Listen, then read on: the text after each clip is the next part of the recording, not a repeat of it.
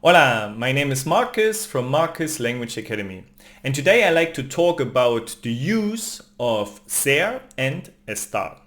And this is also part of my Spanish course for beginners. So let's dive into this topic because it's quite interesting, because many people get confused with the different use of ser and estar. Okay, let's go. The problem is that in Spanish we have two different verbs for the verb to be. On the one hand side we have ser, no? The meaning is to be, and it ends in er, and therefore it has this green ending in the green color.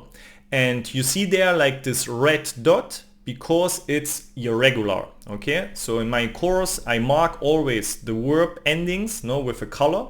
And I also show you when there's something irregular with the red color. In this case we have a green verb with a red dot because it's irregular.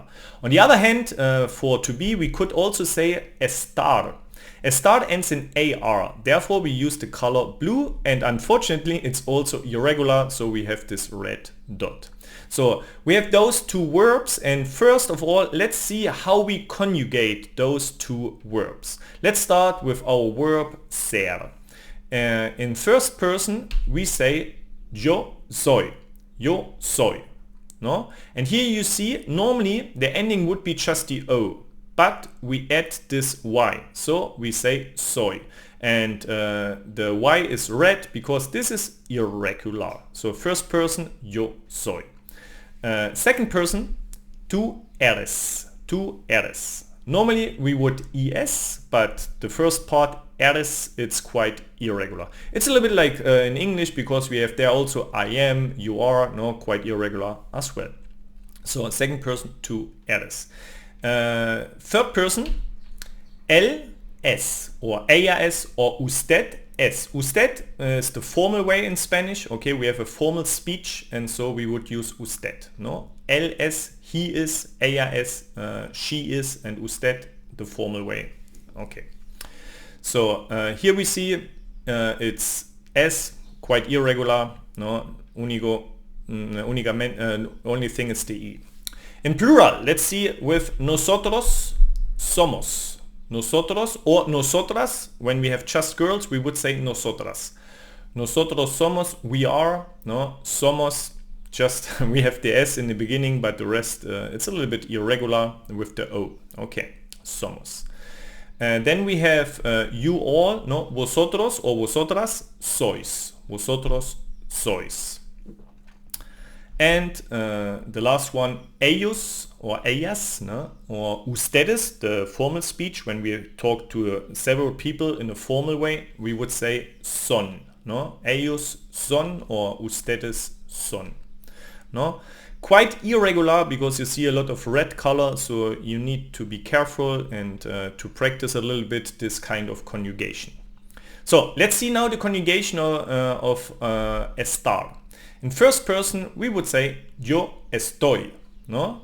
A little bit similar. Now we have the O, and then we have this red Y. Okay, estoy. Second person, tú estás, no? And here we have to be careful because the A has an accent, so we stress this syllable. So we say estás, no? No, we don't say estas, we say estás, no? Tú estás. La tercera the third person is something similar, is él está, or ella está, or usted está, no? So we stress the A here. Plural, nosotros estamos. Wow, here nothing red, so it's regular, so we just add amos, like always when it's a regular verb with the blue color. Okay, nosotros estamos. The same for vosotros. Vosotros estáis. Regular, no? Always when we have a regular verb with AR, we would say vosotros estáis. So ais, estáis. And the last one is ellos or ellas or ustedes están. No? Here we have something irregular because normally the A doesn't have an accent. Okay, but here we have one, so therefore it's red. Also ellos están. So this is the conjugation in present tense. Okay, So now the big question is why we have two verbs for the verb to be in Spanish. And here there are really clear rules to distinguish their use. Okay, so let's see what are the rules. Okay, so first thing is when we have a time indication, no, we will use ser. For example, here hoy es lunes. No? Today is Monday. Hoy es lunes. No? It's a time indication, so we have to say es lunes. We don't say está lunes. No? So hoy es lunes because of time indication. And the other use of ser is when we have unchangeable things. For example, él es Leo. It's his name, so we don't change the name, okay? You could change it, I know, but normally it's stable, no? So, él es Leo, no? He is Leo, okay? So therefore we would also use the verb ser. And now let's see when we use estar.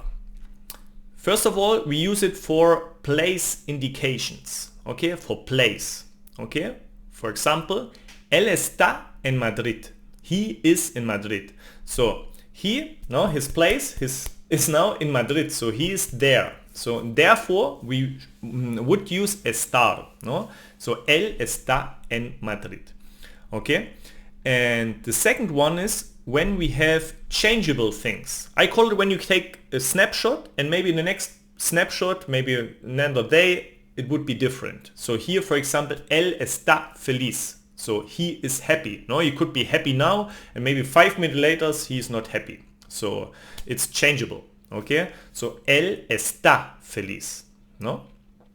And that's a little bit the idea of the use. No? You see there are really the rules, and you have to remember, first of all, you always ask if it's a time indication or the place indication.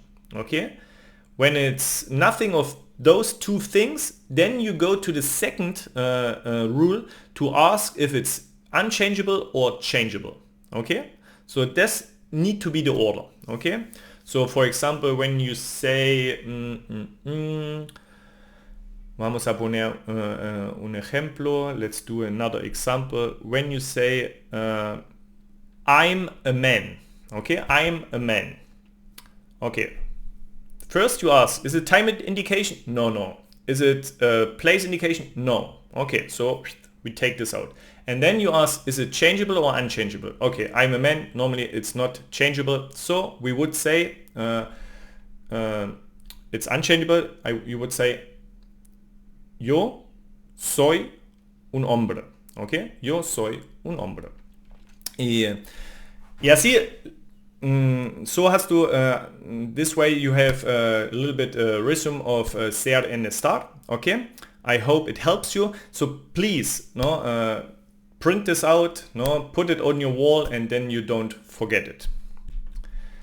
So that's all of the use of ser and estar. So please leave me in the comments a little bit what are you struggling with these two verbs, okay? And also you could tell me what else you want to learn, okay? So maybe I can make another video.